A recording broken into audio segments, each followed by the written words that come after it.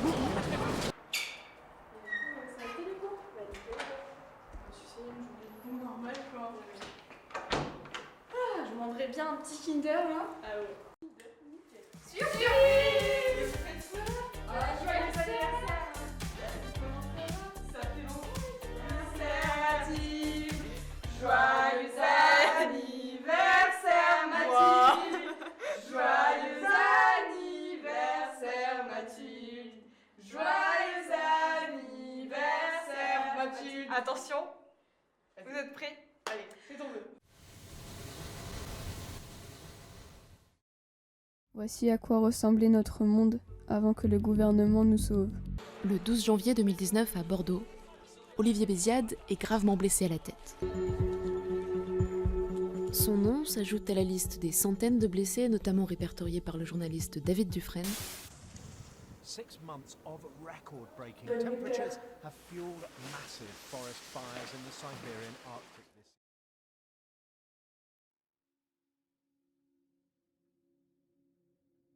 year. Je m'appelle Émotion. Je suis née en 2072. Je vis avec mon père dans un monde où il n'y a plus de conflits, plus de manifestations, de guerres, de révoltes et toutes sortes d'autres problèmes, comme il y avait dans les années 2000. Tout cela est terminé. Les journées se répètent. On se lève, on se prépare, on travaille, on rentre et on dort.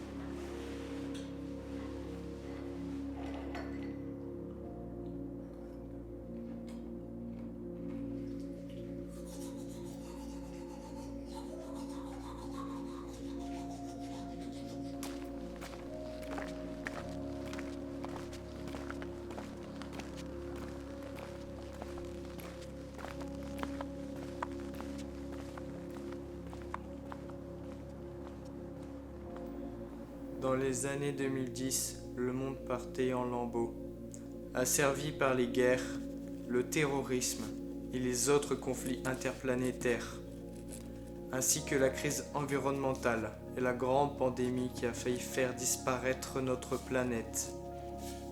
Mais heureusement, notre gouvernement nous a sauvés.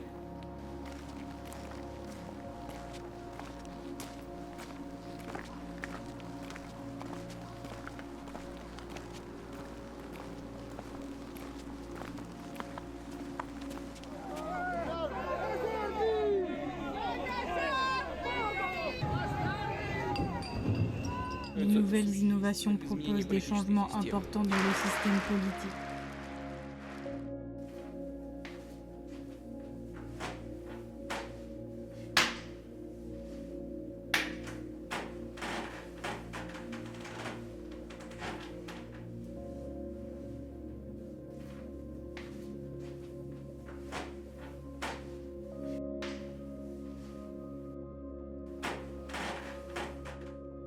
Tu as 18 ans aujourd'hui.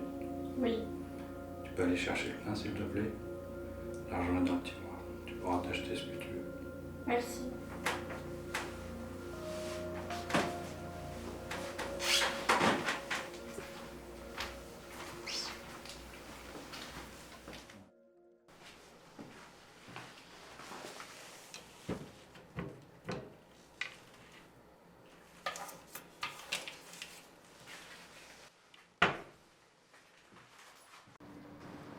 Il y a certaines.